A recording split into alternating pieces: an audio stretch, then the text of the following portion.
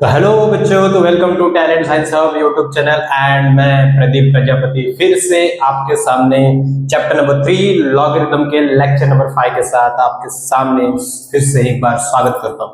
तो हम लोग ने लेक्चर नंबर 4 तक काफी चीजें पढ़ ली हैं। अब हम लोग कहीं ना कहीं लॉगरिथम के एंड पार्ट पर पहुंच चुके हैं, जहां पर एक ही सेक्शन अपना बाकी है, वो है logarithmic inequality and graph of the logarithm. Okay, तो आपको बस ग्राफ देखना है और लॉगरिथमिक इनइक्वालिटी सॉल्व करनी है। That's all.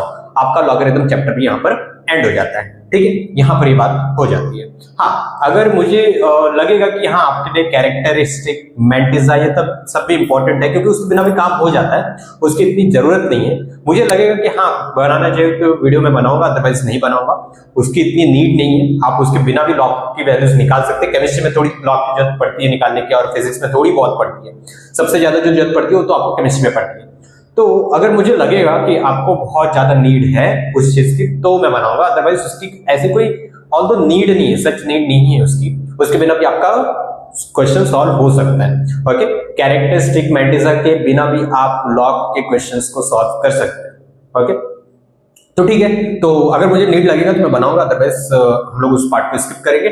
ठीक है, तो आज हम लोग बात करेंगे बेटा graph of logarithmic function and then logarithmic inequality, ये दो की बात करेंगे। तो देखिए, पहला मैं जो आज बात करूंगा वो है आपका graph of logarithmic function. Graph of logarithmic function, graph of logarithmic function. ठीक है, तो यहां पर हम लोग को एक ग्राफ नहीं है बेटा, लॉगरिथमिक फंक्शन का एक ग्राफ नहीं होता बेटा, यहां पर लॉगरिथमिक फंक्शन का दो ग्राफ होता है। ओके, लॉगरिथमिक फंक्शन के दो ग्राफ होते हैं, तो आपको दोनों ग्राफ देखने हैं। प्रॉब्लम क्यों है, दो ग्राफ की प्रॉब्लम क्यों आ जाती है? क्योंकि यहां पर आपको बेसिकली आपका जो बेस होता है, बेस की कंडीशन आपको याद होगी कि बेस पॉजिटिव होना चाहिए और साथ ही साथ 1 नहीं होना चाहिए।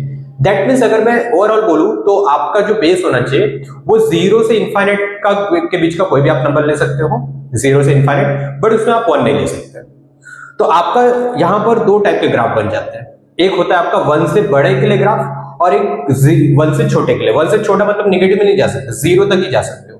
तो 0 से 1 के बीच का एक ग्राफ बनेगा, और एक 1 से बड़े के लिए बनेगा। 1 इंक्लूड नहीं करना है और ना तो 0 इंक्लूड करना है। तो मैंने बोला कि दो टाइप के ग्राफ होंगे। एक ग्राफ आपका कुछ ऐसा दिखाई देगा, x यहां पर y आउटपुट में क्या मिलने वाला है अपने को, log ऑफ x मिलने वाला है। मान लीजिए बेस आपका है a। ओके, और जो दूसरा ग्राफ है वो भी कुछ ऐसे ही बनाऊंगा मैं, यहां पर x और यहां पर y equal to log of x to the base a। Okay, तो मैंने क्या बोला, दो टाइप के ग्राफ बनेंगे आपके। पहला तो वो ग्राफ जहां पर आपका बेस 0 से लेके 1 के बीच में रहेगा। ओके, 0 से लेके 1 देखो 1 तो नहीं लेना। ओके, 1 तो नहीं लेना, 1 से छोटा आप ले सकते हो, 1 से बड़ा ले सकते हो। ओके, 1 से छोटा मतलब नेगेटिव में भी नहीं जा सकते, तो 1 से छोटा जाते जाते कहां तक जाऊंगा मैं, 0 तक ही जा सकता हूं। 0 से नीचे तो नहीं जा सकता, बिकॉज बेस नेगेटिव भी नहीं होना चाहिए। तो पहला कंडीशन 1 से छोटा, बट कहां तक, 0 तक। मतलब आप जो बेस ले रहे हो पहली कंडीशन में वो 0 से लेके 1 के बीच के ले रहे हो। तो पहला जो कंडीशन में ले रहा हूं बेटा, वेयर बेस यहां पर कौन है, a, तो a की वैल्यू जो होगी सर, पहला केस में ले रहा हूं 0 से 1 के बीच में। ना तो 1 रखना होता है और ना तो बेस को 0 रखना होता है। आप जो बेस है आप उसको ना तो 0 रख सकते हो ना तो 1 रख सकते हो। तो यहां पर मैंने वही कंडीशन लिया कि आपका जो बेस होगा, बेस यहां पर कौन है, a, तो a की वैल्यू में क्या लूंगा, 0 से लेके 1 के बीच में, ना तो 0 इंक्लूडेड होगा ना तो 1 इंक्लूड होगा। और जो दूसरा केस होगा, वेयर बेस जो है, बेस कौन है आपका a, तो ये आपका क्या होगा, ग्रेटर देन 1। अब ग्रेटर देन 1 में बोला तो इन्फिनिटी तक आप कोई भी बेस ले सकते हो। ओके, आप कितना भी बड़ा बेस नंबर ले सकते हो, उसमें कोई दिक्कत नहीं है। ठीक, चलिए अब बात करते हैं कि सर इसके लिए कैसा ग्राफ होगा और इसके लिए कैसा ग्राफ होगा। तो याद रखिए, जब 1 से छोटा बोलूंगा बेटा, 1 से छोटा बोलूंगा बेस, तब आप समझ लीजिएगा कि आपका फंक्शन डिक्रीजिंग फंक्शन बनेगा। अब डिक्रीजिंग फंक्शन क्या होता है मैं आपको बताता हूं। ओके, डिक्रीजिंग और इंक्रीजिंग दो फंक्शंस होते हैं। आपका मान लीजिए ग्राफ ऐसा कुछ है, यहां से ऐसा ग्राफ है, तो मैंने बोला सर यहां पर मैं इस पार्ट को अलग कर देता हूं, इस पार्ट को हटा ही देता हूं। ठीक है, इस पार्ट को पहले नहीं बना था, इस पार्ट में देता हूं। तो सर यहां पर इस ग्राफ का कोई भी पॉइंट उठा लो, इस ग्राफ का कोई एक पॉइंट उठा लो सर, उसके लिए ये x है और उसके लिए ये y है। ओके, फिर और आगे दूसरा कोई पॉइंट उठाइए, तो मैंने मान लीजिए इसके आगे जस्ट मैं गया तो इसके आगे जाना, आगे x की वैल्यू आप बढ़ाते चलो, आप x की वैल्यू बढ़ाते चलो, आपको y नोटिस करना है कि y बढ़ रहा है कि कम हो रहा है। तो मैंने जब x की वैल्यू और बढ़ाई बेटा, तो y की वैल्यू ऊपर गई, और सर और x की वैल्यू बढ़ाते जाओ, x की वैल्यू बढ़ानी है तो आपको राइट साइड में मूव करना पड़ेगा। तो x3 y3, तो क्या आपका x जैसे जैसे बढ़ रहा है बेटा, क्या आपका y भी बढ़ रहा है, y की वैल्यू भी बढ़ रही है? हाँ, तो x बढ़ता है और y भी बढ़ेगा बेटा, x इंक्रीज y भी इंक्रीज, तो इसको हम लोग बोलते हैं इंक्रीजिंग फंक्शन, इसको हम लोग बोलते हैं इंक्रीजिंग फंक्शन। तो x इंक्रीजेस y इंक्रीजेस, इसे हम बोलते हैं बेटा इंक्रीजिंग फंक्शन। मैथ्स में ऐसी चीज को हम लोग बोलते हैं इंक्रीजिंग फंक्शन। लेकिन सर अगर मान लीजिए मैंने ग्राफ ले लिया ऐसा वाला, दूसरा पार्ट ग्राफ का, देखिए ग्राफ ऐसा मैंने ले लिया, ठीक है। अब x की वैल्यू बढ़ाते जाओ, x की वैल्यू क्या करते जाओ, बढ़ाते जाना मतलब राइट साइड में मूव करना। सर इस पर आपको y की वैल्यू देखो ये मिल रही है, इस x पर, सर इस x पर ये मिल रही है, ये x पर ये मिल रही है। सर आप देख रहे हो जो पॉइंट आ रहा है y का वो नीचे आते जा रहा है, कंटिन्यूअसली नीचे आते जा रहा है। सर कंटिन्यूअसली जब नीचे आते जा रहा है तो आपका x तो बढ़ रहा है लेकिन y क्या हो रहा है, कम हो रहा है। तो जब x बढ़े और y कम हो जाए बेटा, x बढ़े और y कम हो जाए, x इंक्रीजेस तो y डिक्रीजेस, तो ऐसे फंक्शन को हम बोलते हैं decreasing function, decreasing function. I hope आपको समझ में आ गया होगा इंक्रीजिंग और डिक्रीजिंग है, ठीक है। तो x बढ़ेगा y भी बढ़ेगा तो आप उसको इंक्रीजिंग बोल दो, x बढ़ा y डिक्रीज हुआ बेटा तो ये हो जाता है डिक्रीजिंग फंक्शन। तो x बढ़ाना है y को, पहले इसमें मैंने बोला कि सर 0 to 1 के बीच में अगर आपको 1 से छोटा दिख गया बेटा बेस, तो आप इसको सीधा बोलना डिक्रीजिंग फंक्शन। अब डिक्रीजिंग फंक्शन में देखो ग्राफ का शेप तो बच्चों को याद रहता है, दो शेप बनते हैं, मैं बता देता हूँ दो शेप कैसे बनते हैं। ऐसा एक शेप बनेगा और एक शेप ऐसा बनेगा, सर ये वाला नहीं, यहाँ पे ये डिक्रीजिंग बनाना है ना, तो ये वाला ग्राफ, ओ सर यहाँ पर ये वाला ग्राफ, ओके, और यहाँ पर ये वाला ग्राफ जो पहले।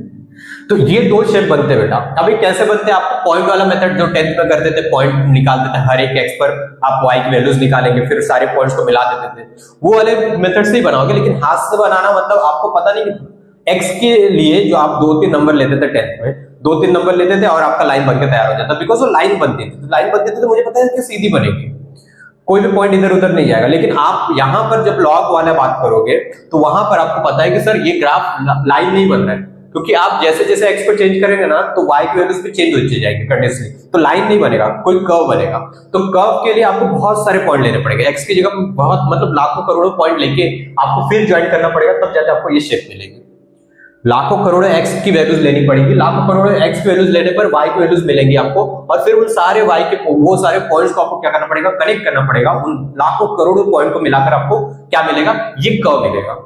तो आपके लिए पॉसिबल तो नहीं है कि मेरे लिए भी पॉसिबल नहीं है कि मैं आपको एक एक पॉइंट लाखों करोड़ों पॉइंट रख के दिखाऊं। ओके, तो ये सब बना के दिया गया है ऑलरेडी, हमारे बुजुर्गों ने बना दिया है, तो हमें बस उसे पढ़ना है। ओके, पढ़ के अप्लाई करना है। ओके, अगर आप सॉफ्टवेयर, अब क्योंकि मार्केट में सॉफ्टवेयर आ गया, तो अगर आप कोई भी सॉफ्टवेयर पे जाएंगे, आप जैसे log x डालेंगे बेस में 2 बेस में 3, तो आपको ऐसे ही शेप मिलेगा। समझ में आया क्या बोला मैंने, सॉरी, बेस 2 बेस 3 डालोगे ना, तो बेस 2 बेस 3 डालने पे ऐसा शेप मिलेगा आपको। लेकिन अगर आपने बेस 1/2 1/3 डाला तो ये वाला शेप मिलेगा आपको। ठीक है, तो शेप बना के दे देगा, ऑलरेडी सॉफ्टवेयर पे बन चुके हैं मार्केट में, तो आपने भी इतना बोलते ना सोचने वाली दिक्कत नहीं लेनी अपने को। ठीक है, चलिए अब आगे बात करते हैं हम लोग। सर ये सब बातें हो गई पूरी तरह से, हाँ सर। अब बात करें कि सर ये आपका डिक्रीजिंग है या इंक्रीजिंग, आप चेक कर पा रहे हो बेटा। देखो x की वैल्यूज बढ़ाते जाओ, x की वैल्यूज बढ़ाते जाओ। सर x की वैल्यू बढ़ा रहा हो तो पहले अगर मैं इधर का कोई पॉइंट लूंगा तो ऊपर मिलेगा वैल्यू, देख लो। अगर मैं यहाँ का पॉइंट लूं तो y की वैल्यू यहाँ मिलेगी। सर यहाँ का x लूं तो y यहाँ मिलेगा। सर यहाँ का x लूं तो y और मतलब y की वैल्यू कहीं ना कहीं डिक्रीज हो रही है। मेरा x तो बढ़ रहा है लेकिन y क्या होते जा रहा है, कम होते जा रहा है। तो अब तो ऐसे फंक्शन को हम लोग क्या बोलेंगे बेटा, डिक्रीजिंग फंक्शन। मतलब आपका जब बेस 1 से छोटा होगा, 1 से छोटा मतलब दिमाग में मान लेना कि 0 से बड़ा होना चाहिए, मैं बार बार बोलूंगा नहीं, 0 to 1 के बीच में। ओके, 1 से छोटा बोलते ही समझ जाना कि 0 to 1 के बीच में। ओके, मैं बोल रहा हूं तो आपका ऐसे केस में जो लॉग का फंक्शन होता है वो डिक्रीजिंग फंक्शन होता है। ओके, अब ये डिक्रीजिंग इंक्रीजिंग समझना क्यों जरूरी है आपको थोड़े टाइम में मैं बताऊंगा। अभी जब लॉगरिथम की इनइक्वालिटी की बात करेंगे ना बेटा, तब हम लोग बात करेंगे इस चीज की। ठीक है, वापस से मैं इसको ड्रॉ कर देता हूं एक बार बैठाकर, क्योंकि अपने पास कोई डिजिटल बोर्ड तो है नहीं कि सर हम लोग अंडो अंडो मार के बैक हो जाए, तो मुझे तो यहाँ पे पूरा ड्रॉ करके फिर मिटाना ही पड़ता है। ओके, कोई बात नहीं, इतना तो कर ही सकते। जब डिजिटल बोर्ड नहीं आया था तब से यही काम करते आ रहे, तो वो तो आदत सी हो गई है। ठीक है, तो यहाँ पर हम लोग का ग्राफ ऐसा बनेगा। और बेटा यहाँ पे बात करते हैं, यहाँ पर अगर आप x की वैल्यू लेंगे तो x की वैल्यू पर ये y आ रहा है, ये x की वैल्यू पर ये y आ रहा है, ये x की वैल्यू पर ये y आ रहा है, तो आपका y क्या होते जा रहा है? बढ़ते जा रहा है। ये इस जैसे जैसे x बढ़ रहा है y भी बढ़ रहा है, मतलब जब आपका बेस 1 से बड़ा है बेटा, जब आपका बेस 1 से बड़ा है तो आपका फंक्शन कैसा हो रहा है? इंक्रीजिंग फंक्शन हो रहा है। कैसा फंक्शन हो रहा है? इंक्रीजिंग फंक्शन हो रहा है। ठीक है, तो आपको ये बात समझना था और कुछ नहीं। ठीक है, चल तो अब बात करते हैं, वापस से ड्रॉ कर देते हैं एक बार। ये x, ये y equal to log of x to the base a। यहां पर आपका इंक्रीजिंग फंक्शन होगा तो ऐसे। ठीक है, अब बेटा यहां पर ना 2 पॉइंट ज्यादा इंपॉर्टेंट है। ये तो आपको पता है ये 0 0 है, लेकिन सर ये पॉइंट कौन सा है और ये पॉइंट कौन सा है? यहाँ पर ये भी 0 0 है। सर ये पॉइंट कौन सा है? तो ध्यान से देखिए, ये पॉइंट अगर मैं देखूं तो यहाँ पर मुझे x का वैल्यू कुछ तो मिलेगा, लेकिन y कब मिलेगा? क्या मिलेगा? 0। सर y की वैल्यू 0 ना, आपने बताया था प्रॉपर्टी में कि एक ही केस में y की वैल्यू 0 मिलती है, मतलब log की वैल्यू 0। y मतलब कौन? log की वैल्यू चाहिए आपको। log की वैल्यू एक ही केस में 0 मिलती है, जब इनपुट में आपका 1 हो, मतलब x की वैल्यू 1 हो, यहाँ पर जो नंबर होगा वो 1 हो। तो बेटा मैंने बोला ये y की वैल्यू 0 चाहिए तो x को क्या होना पड़ेगा? 1। तो यहाँ पर आपको x का वैल्यू क्या मिलेगा बेटा? 1 मिलेगा। तो ये पॉइंट वो है 1,0। ओके, और यहाँ पर भी सेम यही बात है कि ये वाला कौन सा पॉइंट होगा? 1,0। तो आपको बस इतने से बात याद रखनी थी। और एक ऐसा फंक्शन है, मैंने बोला डिक्रीजिंग फंक्शन, वो कैसा फंक्शन है? Increasing function. अब आपको याद रखना है बेटा, इसके देखो जितने भी ग्राफ हम लोग बनाएंगे फंक्शन चैप्टर में, तो हम लोग जितने मैथ्स में यूज होंगे ग्राफ, वो सारे ग्राफ हम लोग फंक्शन नाम के चैप्टर में पढ़ेंगे। और सबका ग्राफ के साथ साथ आपको क्या याद रखना रहेगा पता है? Domain and range. ये दो चीजें हर एक ग्राफ की आपको पता होनी चाहिए। हम लोग फंक्शन में तो पूरे भरेंगे। अभी तक हम लोग ने क्या देखा? मॉड्यूलस फंक्शन देखा, एंड देन सेकंड हम लोग देख रहे हैं कौन सा? Logarithmic function. ओके, तो यहां पर अगर मैं आपको बोलूं कि डोमेन मतलब क्या होता है? डोमेन, तो आपको डोमेन का मतलब समझना है बेटा। पहले डोमेन का मतलब होता है portion of x axis, portion of x axis covered by the graph, covered by graph. ये होता है डोमेन का मतलब। अभी तो फिलहाल इतना याद रखो, डोमेन क्या होता है, रेंज क्या होता है, ये सब आगे की बातें हैं, वो अभी ध्यान मत देना। मैंने बस बोला कि अगर आपको ग्राफ दे दूं मैं, ग्राफ से आपको डोमेन निकालने बोल दूं, तो आप ग्राफ देखो, ग्राफ का कौन सा, ग्राफ का वो पोर्शन जो एक्स एक्सिस को कवर करता है। तो देखो ग्राफ यहां से शुरू होता है आपका, ये पॉइंट, सॉरी ये एक्चुअली देखो यहां पर मैंने कोई पॉइंट ऐसा मार्क नहीं किया बेटा।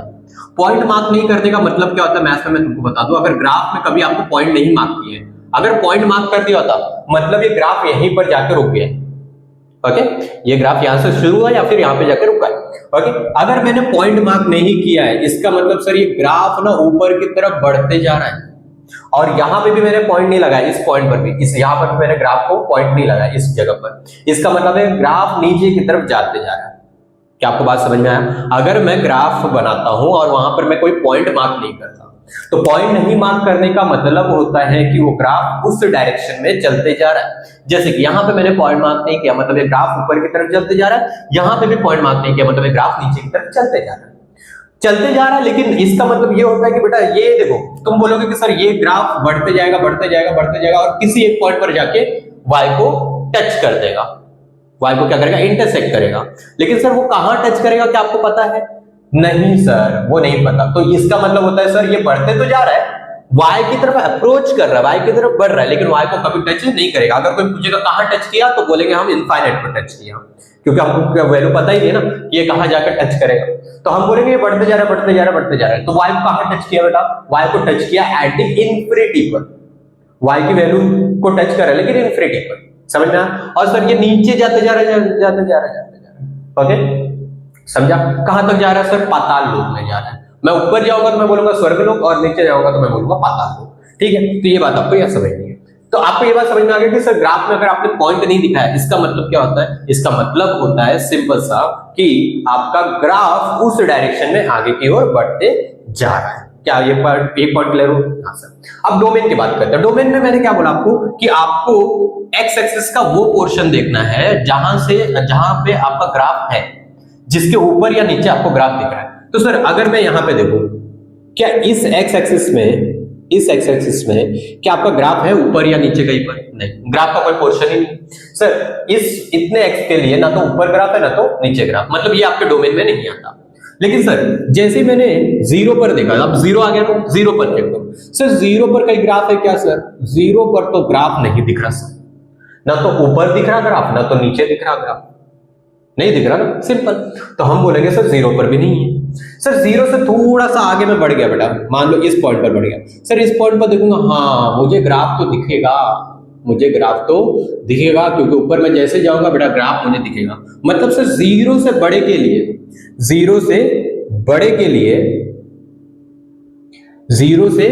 के लिए आपको ग्राफ का वैल्यू मिलना शुरू हो गया। जीरो से बड़े के लिए, जीरो से जैसे थोड़ा आगे निकला, देखो जीरो पर तो ग्राफ नहीं था, ना तो इधर है ना तो इधर है, ओके, ना तो ऊपर है ना तो नीचे है। लेकिन जैसे ही आगे गया तो ऊपर मुझे ग्राफ मिल गया, नीचे नहीं मिला लेकिन ऊपर तो मिल गया ना। हाँ, ग्राफ मिलना चाहिए, बस मैं जहां एक्स पर खड़े हो जाऊं, एक्स एक्सिस पर, उसके ऊपर मुझे ग्राफ दिखना चाहिए, फिर नीचे ग्राफ दिखना चाहिए मुझे, सिंपल। तो मैंने जब आगे जैसे ही बढ़ा तो मुझे ऊपर ग्राफ दिख गया, तो मैंने जीरो से थोड़ा सा आगे कदम बढ़ा। अब देखता हूँ कदम कहां तक बढ़ाते मुझे वैल्यूज मिलते रहेंगे। तो मैं सर यहां पर कदम बढ़ा तो मिला, सर इसके आगे गया तो भी मिला, उसके आगे गया, उसके आगे गया, हाँ सर इतने पोर्शन तक मुझे ग्राफ मिल रहा है, ऊपर की तरफ मिल रहा है ना। हाँ सर, मतलब ये तो डोमेन का पार्ट है। अब सर इतना हटा दीजिए क्योंकि डोमेन का पार्ट ही देता ना आपका। अब सर इसके आगे चलो, हाँ सर इसके आगे भी चलो ना, इधर भी क्या आपका ग्राफ दिख रहा है आपको इस एक्सिस के लिए? हाँ सर नीचे की तरफ ग्राफ है, ऊपर नहीं है बट अब नीचे। लेकिन सर एक नीचे की तरफ कहां तक आपका ग्राफ चलते जा रहा है? सर ये नंबर लाइन जब तक चलते रहेगी ये ग्राफ भी क्या होगा, चलते रहेगा, क्योंकि मैंने आपको बताया कि इस एंड पर आपका कोई भी पॉइंट नहीं बनाया मैंने, पॉइंट नहीं बनाया मतलब ग्राफ नीचे की तरफ चलते जा रहा है, और कहां जाकर रुकेगा मुझे नहीं पता। मतलब ये नंबर लाइन बढ़ती रहेगी तब तक ये ग्राफ भी क्या होगा, नीचे की तरफ बढ़ता रहेगा। क्या आपको ये डोमेन का मतलब समझ में आया? हाँ सर, तो समझ में आ गया। तो आप क्या बोलेंगे सर, आपका डोमेन ना जीरो से थोड़ा सा ज्यादा वैल्यू, जीरो से थोड़ी सी ज्यादा वैल्यू के लिए चालू होता है डोमेन लेना, और किसी भी पॉइंट पर आपका ब्रेक नहीं हो रहा है। कहां तक जा रहा है? जब तक नंबर लाइन चलेगा, और नंबर लाइन कब तक चलेगा? इनफाइनाइट तक चलेगा। ओके सर, जीरो को लेना है क्या? जीरो पर आपको ग्राफ मिल रहा था क्या बेटा? जीरो पर ग्राफ मिल रहा था? नहीं, तो उसको डोमेन में लेना ही है। तो यहाँ पे क्या लगाएंगे? ओपन। और आपको इन्फिनिटी का तो पता ही हमेशा से क्या होगा, जीरो टू इन्फिनिटी। मतलब जो एक्स की वैल्यू रखोगे, डोमेन कौन है बेटा? डोमेन कौन होता है? जो इनपुट होता है। इनपुट और आउटपुट मैंने मॉड्यूल्स में सिखाया था। एक्स की वैल्यू आप पुट करोगे, ये होता है इनपुट। इनपुट मतलब डोमेन।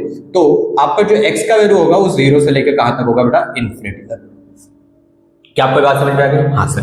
अब रेंज, रेंज मतलब होता है बेटा आउटपुट। रेंज मतलब होता है आउटपुट। अभी तो सिर्फ उतना याद रखो। अब ग्राफ का मतलब, ग्राफ में कैसे रेंज देखते हैं? तो portion of y axis covered by the graph, covered by graph, portion of y axis covered by the graph. अब रेंज की बात करते हैं। सर रेंज में आपने जितना x देखा ना, जितना डोमेन निकाला आपने, उन सब के लिए देखो y की वैल्यू कहां से कहां मिल रही है। सर अगर ये पॉइंट से स्टार्ट करूं तो ये पॉइंट पर सर y की वैल्यू, मतलब ग्राफ जो y में जा रहा है, ओके। अब देखो ये ग्राफ मैंने क्या बोला, ऊपर की तरफ जाएगा, ऊपर की तरफ जाएगा। तो सर जो सबसे ऊपर वैल्यू, जो सबसे ऊपर सबसे पहला पॉइंट मिलेगा इस पॉइंट के लिए y की वैल्यू ग्राफ पर, वो पहला पॉइंट, ग्राफ पर वो पहला पॉइंट जो इस x के लिए y की वैल्यू देगा, जो इस x के लिए y की वैल्यू देगा, सर वो पॉइंट तो बहुत ऊपर होगा, वो तो पॉइंट बहुत ऊपर होगा, मतलब y की वैल्यू बहुत ऊपर होगी। तो बहुत ऊपर होगी मतलब आपका ग्राफ शुरू होता है प्लस इन्फिनिटी से। आपको वो वैल्यू नहीं पता ना, ये पॉइंट के लिए आपका ग्राफ बहुत ऊपर है, y को टच नहीं किया लेकिन बहुत ऊपर है, ये बढ़ते जा रहा है ना ऊपर की तरफ। कहां जा रहा है क्या पता। अब वहां पर y की वैल्यू अगर मैं चेक करूं, उस पॉइंट के लिए y की वैल्यू चेक करूं, ये सर वो तो y की वैल्यू बहुत ऊपर है, मतलब वो इन्फिनिटी पर है सर। तो आपका चालू कहां से होता है? इन्फिनिटी से। सर अब जैसे जैसे आगे बढ़ रहा हूं तो मेरे को पता है वो ग्राफ, आप देखो जैसे जैसे आगे बढ़ रहा हूं तो सर y की इन्फिनिटी से वो पॉइंट किधर आते जाएगा, नीचे की तरफ आते जाएगा, आते जाएगा, आते जाएगा, आते जाएगा। सर मेरा x तो आगे बढ़ते जा रहा है, तो ग्राफ भी मेरा नीचे नीचे नीचे नीचे बढ़ता जाएगा। सर अगर मेरा ग्राफ नीचे जा रहा है तो मुझे किसकी वैल्यू चाहिए? y की वैल्यू। रेंज में किसकी वैल्यू चाहिए होती है? y की। सर मेरा x तो बढ़ते जा रहा है ना, तो क्या उसके करस्पॉन्डिंग नीचे ग्राफ जाते जा रहा है। और जब नीचे ग्राफ जाएगा बेटा, नीचे नीचे नीचे मतलब पाताल लोक में, पाताल लोक में गया मतलब मेरा y का वैल्यू किधर जा रहा है सर? नीचे की तरफ जा रहा है। और नीचे की तरफ कौन है? माइनस इन्फिनिटी है। तो आप क्या बोलोगे सर, आपका जो रेंज है, जो y की वैल्यू है, वो माइनस इन्फिनिटी से लेके इन्फिनिटी के बीच में मिल रही है बेटा। माइनस इन्फिनिटी नीचे जा रहा है और प्लस इन्फिनिटी ऊपर जा रहा है। सर इसके बीच में आपको वैल्यू मिल रही है, या फिर इसी को आप बोल दो y बिलोंग्स टू r बोल दो। कोई दिक्कत नहीं। क्या आपको बात समझ में आई? थोड़ी थोड़ी बात समझ में आई होगी कि ये बात तो फंक्शन चैप्टर की है। ये फंक्शन में हम लोग बताते हैं कि ग्राफ से आप डोमेन और रेंज कैसे देखते हो, लेकिन मैंने ट्राई किया कि यहाँ पर आपको समझा दूं ताकि आपका एक बोलते ना अराउंड 10 या 12 आपको ग्राफ मिलेंगे फंक्शन में, तो उसमें से एक ग्राफ तो हो जाए कम से कम। ओके, डोमेन रेंज अगर थोड़ा भी आपको अभी समझ में आ गया, 50% भी अगर आपको समझ में आया कि डोमेन और रेंज कैसे देखते हैं, तो आपको 50% फंक्शन नाम के चैप्टर पर समझ में आ जाएगा, कोई दिक्कत नहीं। अगर नहीं समझा तो कृपया करके याद रखो डोमेन ये होता है, रेंज ये होता है, बस दैट्स इट। ओके, अब बात करते हैं हम लोग यहाँ पर भी हम लोग ने देखा कि ये कैसा फंक्शन है, इंक्रीजिंग फंक्शन, मतलब x बढ़ेगा तो y में बढ़ेगा। अब मैं बात करता हूँ डोमेन एंड रेंज की। डोमेन का मतलब मैंने बता दिया, ग्राफ से क्या मतलब होता है, हाँ बता दिया। सर देखो, आप ना ये पोर्शन देखोगे तो यहां पर ना तो ग्राफ ऊपर है ना तो नीचे, मतलब ये डोमेन में नहीं आएगा। सर जीरो से जैसे ही आगे बढ़ूं मैं थोड़ा सा आगे मैं बढ़ूंगा बेटा, थोड़ा सा आगे। सर ग्राफ क्या मुझे नीचे की तरफ मिल रहा है? हाँ, क्योंकि यहां पर मैंने पॉइंट मार्क नहीं किया बेटा, इस एंड पर पॉइंट मार्क नहीं किया, मतलब ये ग्राफ नीचे की तरफ चलते जा रहा है, नीचे की तरफ चलते जा रहा है, मतलब वैल्यू तो मिलेगी कहीं ना कहीं। जीरो को जैसे ही आगे क्रॉस करूंगा तो ग्राफ मुझे नीचे मिल रहा है, नीचे दिख रहा है मुझे ग्राफ, मतलब जीरो से आगे के लिए मेरे को वैल्यूज मिलेंगे, तो जीरो को इंक्लूड नहीं करना, जीरो से थोड़ा ज्यादा से वैल्यू के लिए इंक्लूड करना है। तो आगे चलते जाऊंगा सर, ये ग्राफ आगे बढ़ते जाएगा बढ़ते जाएगा बढ़ते जाएगा, कहां तक जाएगा? जब तक नंबर लाइन चलेगा, मतलब इन्फिनिटी तक आप जाओगे। हाँ सर, तो x बिलोंग्स टू, आप क्या बोलोगे? x belongs to 0 to infinity, ठीक है। और रेंज की जहां तक बात आई, रेंज में आप क्या लिख दोगे बेटा? रेंज में लिखोगे y की वैल्यूज। y कहां से कहां रहेगा बेटा? देखो, जीरो से आगे जैसे पहुंचे तो वहां पर y की वैल्यू क्या है? सर ग्राफ नीचे था, पाताल लोक में, मतलब माइनस इन्फिनिटी वहां पर वैल्यू मिल रही है ग्राफ की। तो माइनस इन्फिनिटी से ये नंबर लाइन चलते जा रहा है, और तो ये ग्राफ भी ऊपर चलते जाएगा तो प्लस इन्फिनिटी ऊपर की तरफ जा रहा है बेटा। ओके, ये ग्राफ आपका ऊपर की तरफ जा रहा है, ऐसे रहता है, ठीक है। तो ये हो गया, या फिर इसी को आप क्या बोल दोगे? y belongs to r, y belongs to. Okay, तो आपको डोमेन और रेंज मेरे ख्याल से समझ में आ गया होगा। नहीं समझे तो फिलहाल अभी थोड़ा सा समझने की कोशिश करो, 2-3 बार वीडियो को बोलते ना कि रिपीट करके देखो। आपको थोड़ा सा अगर 50-60% भी समझ में आया बेटा तो बहुत अच्छी बात है, क्योंकि हम लोग फंक्शन में पूरा का पूरा हम लोग ग्राफ के ऊपर एनालिसिस करते हैं, तो वो पार्ट आपके लिए आसान हो जाएगा जब फंक्शन हम लोग पढ़ेंगे तब, ठीक है। तो अभी नोट डाउन करें, फिर हम लोग बात करते हैं लॉगरिथमिक इनइक्वालिटी की।